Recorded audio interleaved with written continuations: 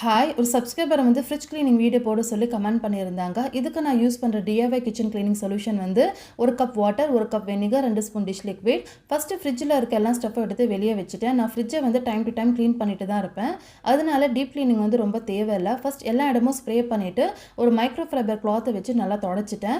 Micro fibre cloth வந்து use பண்ணுறதுனால scratches வராது, நீட்டாக க்ளீன் ஆகும். ஒரு கெட்டில் சுடு தண்ணி வச்சுட்டு ஒரு பவுலில் ஊற்றிட்டேன். ஹாஃப் லெமன் ஸ்க்வீஸ் பண்ணிவிட்டு டவலை வந்து நல்லா சோக் பண்ணிவிடுங்க. ஹாட் டவலை வச்சு ஃப்ரிட்ஜ் ஃபுல்லாகவே க்ளீன் பண்ணிட்டேன். பேடோட ரிமூவ் பண்ண வந்து வெனிகர் யூஸ் பண்ணுங்கள். வெனிகர் வந்து ஸ்மெல்லை வந்து ரிமூவ் பண்ணி கிளாஸை வந்து பளபளன்னு ஆக்கும். சின்ன ஸ்ட்ரெயினை இக்னோர் பண்ணாதீங்க. ஸ்பில் ஆன உடனே க்ளீன் பண்ணிவிடுங்க.